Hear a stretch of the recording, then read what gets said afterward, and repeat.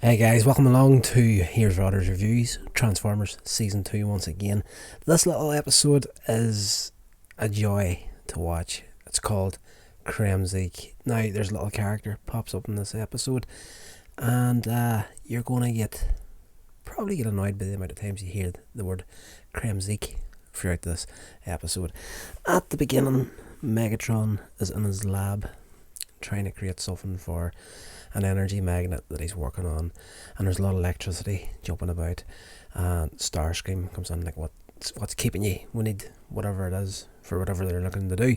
And all of a sudden this little creature jumps out of the machinery, out of this electricity that Megatron's working on, concentrating into the centre of the room, and it starts going, Kremzeek, Kremzeek, and it just keeps repeating that word over and over again, and it gets into the systems of the Decepticon computers, starts wiping everything out, and Megatron decides, okay, little Kremzeek is going to be my ultimate weapon against the Autobots. So he gets this little circuit trapped, like a little box, gets Kremzeek into it, and it contains him for a bit, and he, along with Rust, fly to Autobot headquarters and drop this box off at the entrance to the Ark. Kremzeek, of course, escapes the box and goes to town on the Autobots, shorting them out, destroying the computers.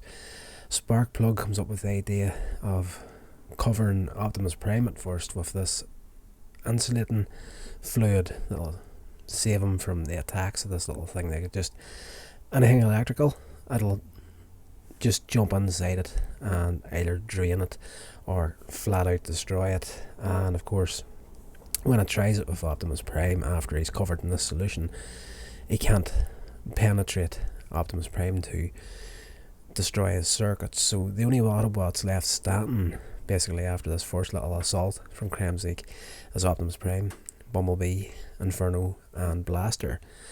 And they all of a sudden realise the most important piece of electrical machinery they have is Teletran 1. So they go to try and shut it down, just as Kremzeek is starting to do his thing on it, and like the computer is shorting out, and it starts sending out all these weird distress calls, like there's an invasion of aliens coming to steal the world's supply of methane or whatever it was, and like the military cut to them.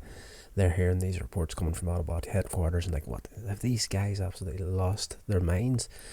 And there's all these different locations popping up on the screen on Teletran 1, and Tokyo, or Japan, sorry, pops up on the screen, and Kremzeek literally jumps through the screen to Japan, and they're like, we must have actually glided across the airwaves of Sky Spy and actually got there. So the Autobots get hold of Omega Supreme and follow Kremzeek to Japan, but unfortunately Omega Supreme isn't protected the way the rest of them are. He gets taken out by Kremzeek, and the hunt begins in Tokyo.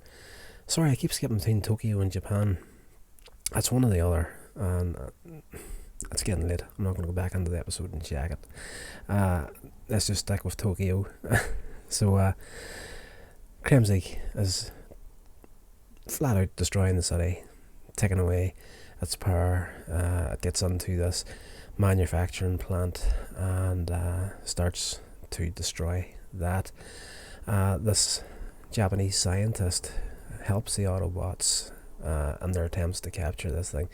This guy, the scientist, works in this factory, and he comes up with the idea that radio waves might affect it. So Blaster, being there, can transform into a radio. That's his department. So the scientist programs him to send out a certain frequency, and hopefully that's going to calm Kremzeek down until they figure out what they can do with him. They've got no idea what the heck they're going to do once they catch hold of this thing.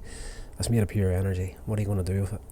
And Kremzeek, under the influence of these radio waves from Blaster, actually comes towards him and uses that to actually get inside the chest panel of Blaster, and Blaster kind of contains him slightly in there, like similar to the circuit breaker box Megatron used at the start.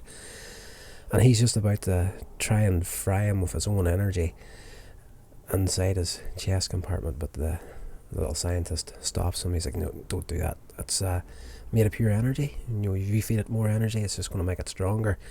So again, they're trapped. They don't know what they're going to do. And all of a sudden, Kremzeek doesn't mess with Blaster. He escapes from him. And they're like, what the heck are we going to do now? And, all of a sudden, Blaster starts to shake and feel weird.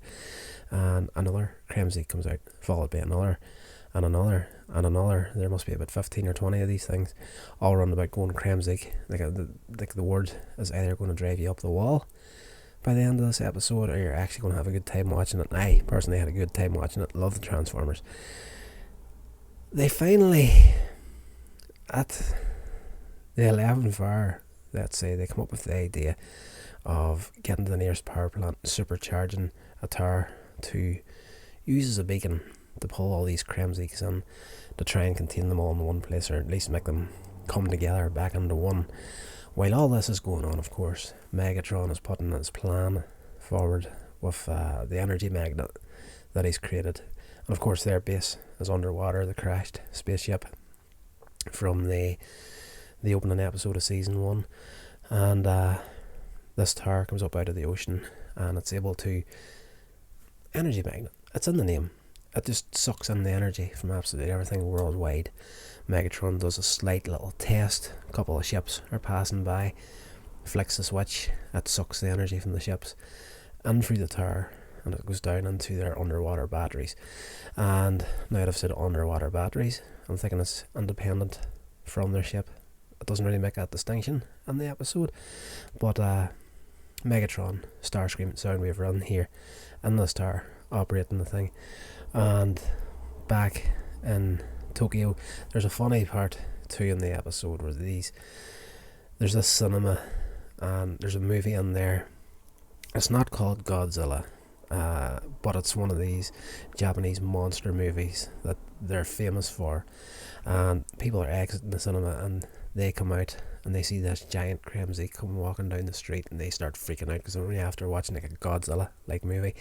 Now they're seeing this giant energy creature, which happened when the Autobots planned to reassemble them at the supercharged tower at the power station.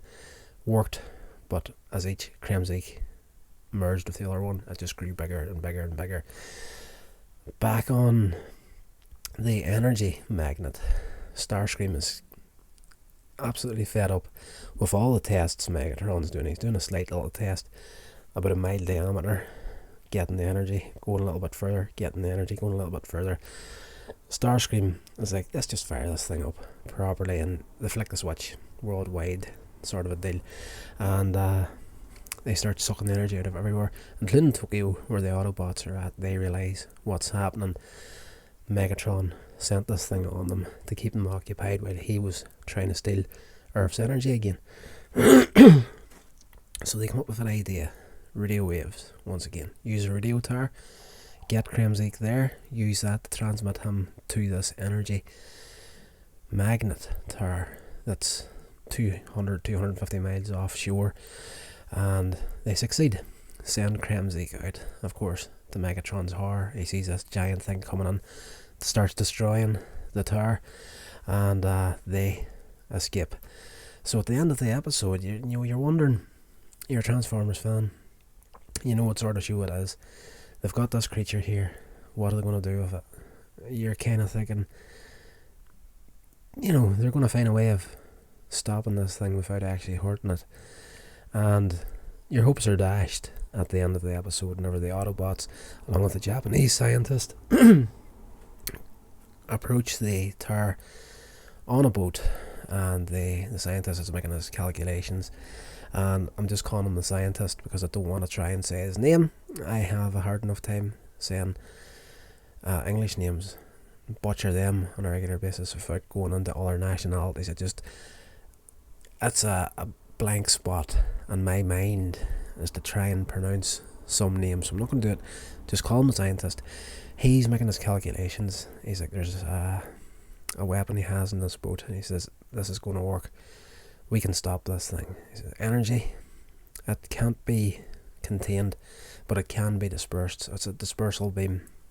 And of course, Bumblebee is the one that voices the views of the viewer, the children watching this episode. We can't kill him. He's kind of cute. And Optimus Prime is like, he's too dangerous. It has to be done. He doesn't belong in this world. And he takes the responsibility of firing this dispersal beam at him. And he literally puts his head on his hand, covers his eyes before he presses the button. Bumblebee turns around completely. He can't watch it. The beam hits the giant Kremzeek, and the energy is dispersed, and he's gone. So we close out the episode back with Omega Supreme. He got took out by Kremzeek earlier on when his circuits got fried, and the scientist is like, I'll help you reactivate your friend and get you on your way. And they have their last moment where Blaster even says, as annoying as that little guy was, I kind of feel, kind of miss him a little bit. And again, he comes over all kind of strange, and his chest compartment opens up, and a little Kremzeek pops out again, goes, Kremzeek, and tears off into the city again with the Autobots in full pursuit after him. So the episode closes out with a Kremzeek not been harmed, and, it's just something that you were expecting to happen at the end of the episode. This was truly a joy to watch this episode. There's a lot of random stuff going on in season 2 here. I think we only have one disc to do before we had Transformers the movie, which is the turning point, in my opinion, at least in the American run of the series. We've got one more episode on this disc before we go there, but we'll be doing some more of He-Man, the Masters of the Universe before that there. But this episode, along with Child's Play and The Gambler, was probably the 3 most random episodes in this box set to this point. But it was the 80s. A lot of the writing was done by guys that were teenagers in the 70s, so there's a few episodes that actually points that out in a big bad way. Right, that's going to do it, guys. I'll see you again soon with He-Man and the Masters of the Universe. Guys, thank you so much for checking out the video. Please consider subscribing to the channel, and if you do, don't forget to turn on that bell icon to be notified of future uploads. And please check out some of the other videos on this channel while you're here.